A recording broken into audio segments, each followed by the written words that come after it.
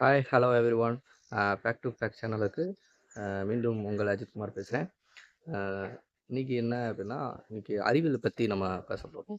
அறிவியலில் முக்கியமாக ஒரு தத்துவத்தை பற்றி பேச போகிறோம். இந்த பெர்னலி தத்துவம். இந்த அறிவியல் கோட்பாடில் இருக்கக்கூடிய ஒரு முக்கியமான இன்னைக்கு கல்விகளில் ஒரு முக்கியமான அந்த தத்துவம் இது செயல்பட்டுருக்கு, பாடத்திட்டத்தில் இருக்குது. ஸோ அதை பற்றி அதில் இருக்கக்கூடிய அந்த அறிவியல் பற்றி நுட்பமாக நம்ம சில விஷயங்களை நம்ம பேச போகிறோம். தொடர்ந்து வாங்க. நம்ம நம்ம வீடு கட்டுறோம்ல, நம்ம வீடு கட்டுறதுலே காற்றோட்டமாக இருக்கிறதுக்கு நம்ம விரும்புகிறோம் இல்லையா? அதே மாதிரி ஒவ்வொரு அறையிலுமே பார்த்தீங்கன்னா, திசையாக இருக்கட்டும், எவ்வளோ உயரமாக இருக்கணும், அந்த ஜன்னல் வைக்கிறது எவ்வளோ உயரத்தில் ஜன்னல் வைக்கிறது, எந்த திசையில் வைக்கிறது அப்படின்றத பற்றி நம்ம ஒரு இன்ஜினியர் இருக்கார்ல, இந்த சிவில் இன்ஜினியர்ஸ் இவங்களெல்லாம் இந்த மாதிரி வல்லுநர்களை வச்சு நம்ம கொஞ்சம் ஆலோசனை பண்ணி அது கரெக்டாக இருக்குமா, சரியான ஒரு காற்றோட்டமான ஒரு அறையாக இருக்குமா அப்படின்ற அவங்களோட ஆலோசனை பண்ணி தான் நம்ம கட்டிடத்தை எடுக்கிறோம். இல்லைன்னா அது வாழ்கிறதே கொஞ்சம் கஷ்டமான ஒரு விஷயம். இப்படி இருக்கிற இந்த நிலைமையில் தரைக்கு மேலே கட்டப்படக்கூடிய வீடுகளுக்கு இவ்வளோ நம்ம கவனம் கொடுக்குறோம் இல்லையா? அப்போ இவ்வளோ தரை மேலே இருக்க வீடுகளுக்கு இவ்வளோ கவனம் கொடுக்க வேண்டியது இருக்குது அப்படின்னா, தரைக்கு அடியில் வீடு கட்டி காற்றோட்டமாக இருக்கணும் அப்படின்னா எவ்வளோ அதுக்கு ஒரு மெனக்கட வேண்டியது இருக்குது அப்படின்றத நீங்கள் பாருங்கள். எதனால் அப்படி சொல்கிறேன் அப்படின்னா, அமெரிக்கா, கனடா நாடுகளில் அங்கே வாழக்கூடிய அமெரிக்கா, கனடா இந்த 2 நாடுகள்லையுமே வாழக்கூடிய பிரெய்ரி டாக் எனப்படக்கூடிய ஒரு அணில் வகை இருக்குது. அந்த பூமிக்கடியில் பார்த்தீங்கன்னா ஒரு 10,000 to 15,000 அடி வரை உள்ளே தோண்டி அதோட வலையை உருவாக்கிடுமா. வலையினோட நீளம் கிட்டத்தட்ட ஒரு 15 to 30 அடி சொல்லப்படுது. அளவு பிரேயிலி அணிகள்னு சொல்லப்படும். அந்த அணிலை பிரேயிரி அணில்கள் தான் நம்ம சொல்கிறோம். அது உயிர் வாழ்வதற்கு தேவையான நமக்கு ஆக்சிஜன் தேவை இல்லையா? அது ஆக்சிஜன் தேவைக்கு என்ன பண்ணும் அப்படின்னா, அந்த 5 அடி ஆழமுள்ள அதே நேரம் கிளையாக பிரியக்கூடிய ஒரு நீளமான ஒரு வலையில தான் அது செய்யும். ஏன்னா தானாக காற்று போகிற மாதிரி வர்ற மாதிரி. பிறகு அது எப்படி இல்லைன்னா அந்த காற்று வரலை அப்படின்னா அந்த வலைகளை அப்போ தான் காற்றோட்டமாக இருக்கும். அப்போ காற்றோட்டம் இல்லைன்னா அதனால் இருக்க முடியாது. அப்போ இதைத்தான் இங்கே தான் ஆராய்ச்சியாளர்கள் என்ன செய்கிறாங்க அப்படின்னா, இந்த பிரெய்ரி அணில்களின் வலைகள் இருக்குல்ல, அது பிரெய்லின் அணில்கள் செய்யக்கூடிய அந்த வலைகள் இருக்குல்ல, அந்த வலைகளை ஆராயும் போது அவங்க அதை பற்றி தெரிஞ்சு அதில் ஆச்சரியப்பட்ட விஷயம் என்ன அப்படின்னா, அதில் ஒரு இயற்பியல் கோட்பாடு இருக்குது அப்படின்றத பற்றி அவங்க சொல்கிறாங்க.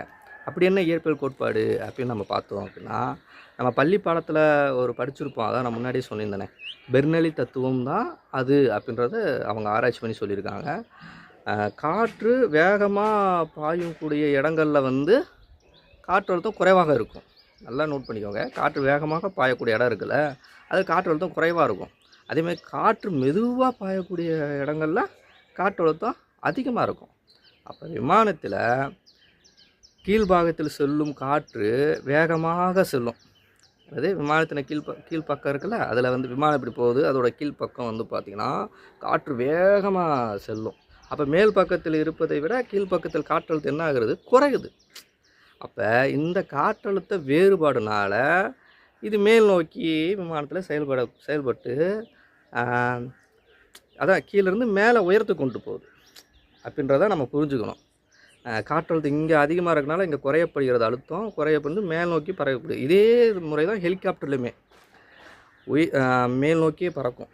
அதாவது அதோட இறக்கம் இருக்குல்ல, அது மேலே சுற்றும்போது காற்றழுத்தம் குறையும், மேற்புறம் குறைஞ்சு கீழே அழுத்தம் உருவாக அப்படி மேலே எழும். அதே தான் ஹெலிகாப்டர்லேயும் செயல்படுது. இதுதான் பெர்னலி தத்துவம் நடைமுறையில் நம்ம வாழ்க்கையிலையும் சரி, தொழில்நுட்ப துறைகளிலையும் நம்ம ஒரு பல்வேறு வகைகளை பயன்படுத்தப்படுகிறது அப்படின்றத நம்ம புரிஞ்சுக்கணும். சரிங்களா?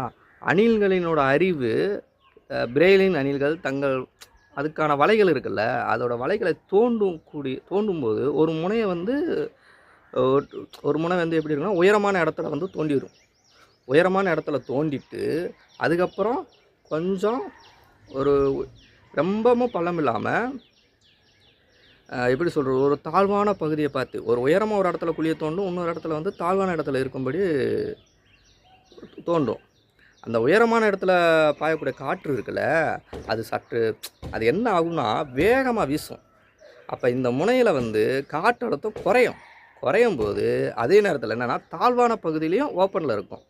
அந்த முனைப்பகுதியில் காற்று மெதுவாக செல்லும், மெதுவாக போகும். அப்போ உயரமான முனைப்பகுதியில் இருக்கக்கூடிய அந்த உள்ளதை காட்டிலே அந்த காற்றழுத்தம் வந்து எங்கே அதிகமாக இருக்கும், இங்கே அதிகமாக இருக்கும். அப்போ அதாவது காற்று தாழ்வான முனை வழியாக வலையின் உள்ளே சென்று, அதாவது அழுத்தம் அதிகமாக உள்ள காற்று இந்த கீழே இருக்கிற அந்த குழி வழியாக சென்று உயரமான முனைக்கு வழியாக காற்று வெளியே போகும்போது இதன் மூலம் வந்து என்ன ஆகும்னா இந்த வலைக்குள்ள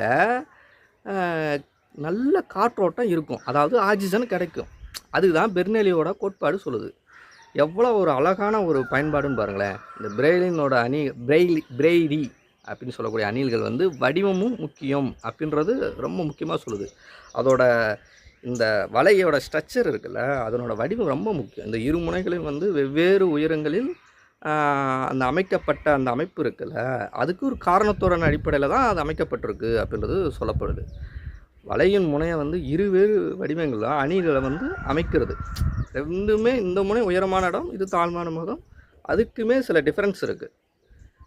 இப்போ தாழ்வான வலை இருக்குல்ல, இந்த வலையில் தாழ்வான குழி தோண்டி இருக்குல்ல, இந்த முனை வந்து ஒரு குவிமாட மண்மேடாக இருக்கணும். அப்படி இருந்தால் மட்டும்தான் அது பாசிபிள். உயரமான முனை இருக்குல்ல, அது கிண்ணக்குழி வடிவமாக இருக்கும். அது கிண்ணக்குழின்னு சொல்லுவாங்க. 2 சைடு இப்படி மேலே ஏறு மண் இருக்கும் திட்டு மாதிரி, அதுக்குள்ளே குழியை போடும். இந்த மாதிரி கிண்ணக்கிளி சொல்லக்கூடிய ஒரு வடிவமாக அதை சொல்லுவாங்க. இந்த வடிவங்கள் தான் காற்று வந்து எளிதாக உள்ளே போகக்கூடியவும், அதாவது உள்ளேயும் போகிற மாதிரியும் வெளியும் ஏறுவதாகவும், இந்த கீழே இருக்கிற அந்த குழியிலிருந்து மேல் நோக்கி இருக்கக்கூடிய வலையில் வரைக்கும் போகக்கூடிய ஒரு நுட்பமாகவும் ஒரு ஈஸியாக வெளியேறவும் ஏதுவாக இருக்குது அப்படின்னு சொல்லப்படுது. பிரேயிலர் அணிகள் வலைகளின் முனைகளை வெவ்வேறு உயரம்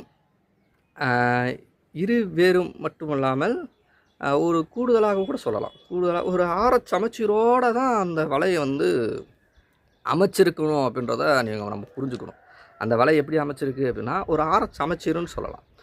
சமச்சீரோடு இப்படி அமைஞ்சிருக்கும்.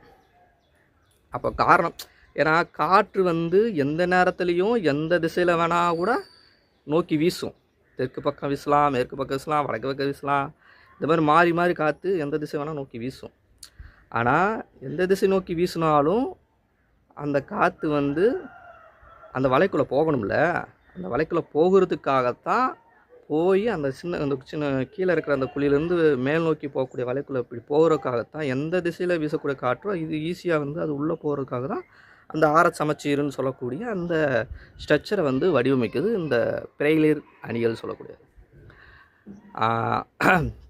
ஒரு திசையில் வந்து வீசும் காற்று மட்டும் சாதகமாக இருந்தால் ரொம்ப கஷ்டமாக இருக்கும்ல.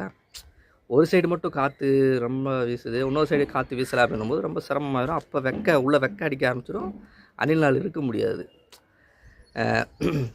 ஸோ எந்த திசையிலும் வீசினாலும் அந்த காற்றை வந்து பயன்படுத்தக்கூடிய அளவுக்கு தான் அதோட சமச்சீரோட ஸ்ட்ரக்சர் அமைப்போடு அமைக்குது அப்படின்றத இந்த பிரேயிலி அணில்கள் வலை அமைக்கும் முறை குறித்த ஒரு விரிவான விஷயத்தை பற்றி தான் ஆராய்ச்சியாளர்கள் வந்து ஒரு முறையின் அடிப்படையில் கிட்டத்தட்ட அதை எப்படி சொல்கிறது, ஒரு வடக்கு கரோலினாவில் உள்ள ஒரு டியூக் பல்கலைக்கழகத்தில் வந்து ஸ்டீவன் வாக்கேல் என்பவரால் ஸ்டீவன் வாக்கோல்ஸ் என சொல்லக்கூடிய ஜர்னல் ஆஃப் கம்பேரிட்டிவ் விஷுவாலஜி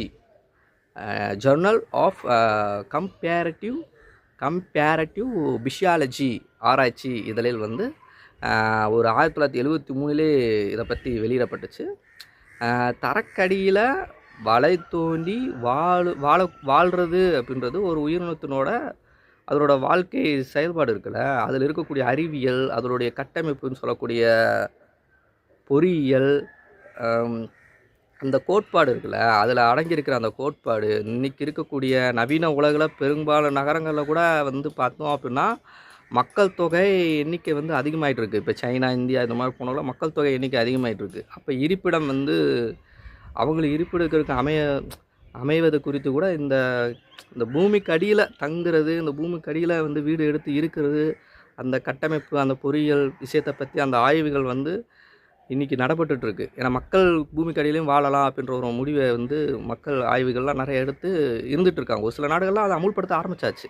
அப்போ இந்த பிரெய்லின் அணிகளோட இந்த வாழ்க்கை முறை இருக்குல்ல, அந்த பூமிக்கு அடியில் வளைய தோன்ற ஆய்வு முறை, இது வந்து ஒரு நல்ல வந்து மனிதனுக்கு வந்து பூமிக்கடியில் வாழக்கூடிய, வீடு கட்டி வாழக்கூடிய ஒரு நல்ல ஒரு வழிகாட்டுதலான ஒரு பெர்னௌலி தத்துவத்தை வந்து எந்த சந்தேகமே இல்லாமல் நமக்கு சொல்லி கொடுக்குது அப்படின்றத பற்றி பேசி, பெர்னௌலி தத்துவம் என்பது ஒரு இயற்கையின் ஒரு கோட்பாடு, முன்னதே சொன்ன மாதிரி. ஸோ இந்த மாதிரி அறிவியல் விஷயங்களை நம்ம நிறையா தெரிஞ்சுக்குவோம், அறிவியல் விஷயங்கள் நிறையா படிப்போம். ஃப்யூச்சரில் வந்து மக்கள் தொகை அதிகமாக இருக்க நாடுகளில் கண்டிப்பாக இந்த மாதிரி வந்து பூமிக்கடியில் வீடு கட்டக்கூடிய நிலமை வரலாம். அந்த வீடு கட்டக்கூடிய நிலமை இருந்துச்சுன்னா, என்ன தான் நம்ம ஏசி உள்ளே மாட்டினாலும் அந்த இயற்கையான காற்றோட்டம் இருக்கணும். தரைக்கு மேலேக்கே நம்ம மெனக்கட்டு அவ்வளோ கொடுக்குறோம். அப்போ தரைக்குள்ளே இருக்கிற வீடுகளுக்கு எந்த அளவுக்கு கொடுக்கணும் அப்படின்றது ஒன்று இருக்குது. அப்போ அங்கேயும் ஆக்சிஜன் லெவல் வந்து நல்லா போகணுன்ற அடிப்படையில் பிரெய்லி அணில்கள் கட்டப்படக்கூடிய அந்த இயற்பியல் பெர்னௌலி தத்துவத்தின் அடிப்படையில் இருக்கக்கூடிய அந்த கட்டமைப்பு, அந்த சமச்சீரோட கட்டமைப்பு என்பது மனிதனுடைய பூமிக்கடியில் கட்டப்படும் வீடுகளுக்கும் அது உதவும் என்பதில் வந்து எந்த சந்தேகமும் இல்லை. இப்போது இதோட முடிச்சுக்கலாம். Thank you all. தேங்க்யூ.